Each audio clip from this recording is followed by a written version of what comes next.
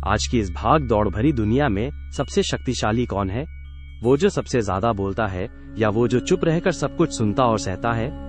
आज हम बात करेंगे शिव की, उन महादेव की जो सबसे शक्तिशाली हैं लेकिन हमेशा मौन रहते हैं, ध्यान में लीन रहते हैं। उनका ये मौन कोई कमजोरी नहीं बल्कि उनकी सबसे बड़ी शक्ति है। इस शक्ति को समझने के लिए हमें किसी भारी भरकम ज्ञान की नहीं बल्कि उन कहानियों की जरूरत है जिन्हें हम बचपन से सुनते आए हैं। चलिए शिव के मौन के पीछे छिपे रहस्यों को 3 कहानियों के माध्यम से जानते हैं।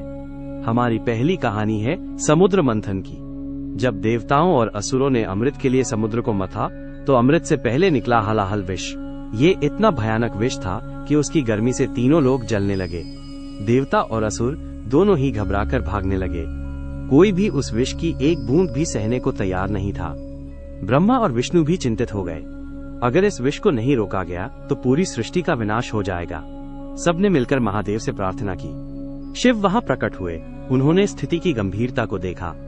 उन्होंने एक शब्द भी नहीं कहा, कोई उपदेश नहीं दिया, कोई समाधान नहीं समझाया। उन्होंने बस शांत भाव से उस हलाहल विष को अपनी अंजलि में उठाया और पी लिया। उन्होंने उस विष को अपने कंठ में ही रोक लिया और उसे अपने शरीर में उतरने नहीं दिया। विष के प्रभाव से उनका कंठ नीला पड़ गया और तभी से वे नीलकंठ कहलाए। उन्होंने पूरी सृष्टि को बचाने के लिए सारा विष अपने अंदर समा लिया। ये कहानी हमें क्या सिखाती है? हमारी रोज की जिंदगी भी एक समुद्र मंथन की तरह है। यहाँ अमृत के साथ साथ निंदा, क्रोध और नकारात्मकता का विष भी निकलता है। लोग हमारे बारे में बुरा बोलते हैं, हमारी आलोचना करते हैं। ये सब एक विष की तरह है। हम अक्सर इस विष पर प्रतिक्रिया करते हैं, गुस्सा करते हैं और इसे अपने मन में उतार लेते हैं। शिव का मौन हमें सिखाता है कि असली शक्ति प्रतिक्रिया करने में नहीं बल्कि उस विष को अपने अंदर पचा जाने में है। शांत रहकर बिना प्रभावित हुए नकारात्मकता को अपने गले से नीचे न उतरने देना ही नीलकंठ बनना है। अब चलते हैं हमारी दूसरी कहानी पर। यह कहानी है कामदेव की। तारकासुर नाम के एक राक्षस ने सबको परेशान कर रखा था। उसे वरदान था कि उसकी मृत्यु केवल शिव के पुत्र के हाथों ही हो सकती है।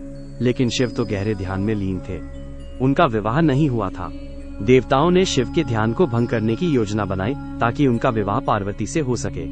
इस काम के लिए उन्होंने कामदेव को भेजा जो प्रेम के देवता हैं। कामदेव ने शिव पर अपने फूलों का बाण चलाया।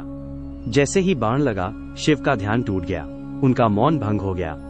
क्रोध से उनकी तीसरी आंख खुल गई। उस आंख से ऐसी ज्वाला निकली कि कामदेव उसी क्षण जलकर भस्म हो गए। यहाँ शिव का मौन उनकी एकाग्रता और शक्ति का प्रतीक है। जब तक वे मौन थे वे अपनी ऊर्जा को सहेज कर रख रहे थे, लेकिन जैसे ही उनका मौन टूटा उनकी संचित ऊर्जा ने सब कुछ नष्ट कर दिया। यह कहानी आज के समय में बहुत प्रासंगिक है। हमारी दुनिया में नोटिफिकेशंस, सोशल मीडिया और तरह तरह की चीजें हैं जो हर पल हमारा ध्यान तोड़ती हैं। हम किसी भी काम पर पूरी तरह से ध्यान केंद्रित नहीं कर पाते। शिव का मौन हमें सिखाता है कि असली शक्ति गहरे ध्यान और अटूट फोकस में है। जब आप मौन होकर किसी काम में डूब जाते हैं तो आप अपनी पूरी ऊर्जा का इस्तेमाल कर पाते हैं और यही सफलता का रहस्य है। हमारी तीसरी और आखिरी कहानी है गंगा के अवतरण की। राजा भगीरथ ने घोर तपस्या करके माँ गंगा को स्वर्ग से धरती पर आने के लिए मना लिया। लेकिन गंगा का वेग इतना प्रचंड था कि अगर वे सीधे धरती पर उतरती तो धरती फट जाती। भगीरथ ने फिर से शिव की शरण ली। शिव ने भगीरथ की तपस्या को देखा और एक बार फिर बिना कुछ कहे वे मदद के लिए तैयार हो गए। वे हिमालय पर जाकर खड़े हो गए। जब गंगा पूरे वेग से स्वर्ग से उतरी तो शिव ने शांत भाव से अपनी जटाएं खोल दी। गंगा का पूरा प्रवाह उनकी जटाओं में समा गया।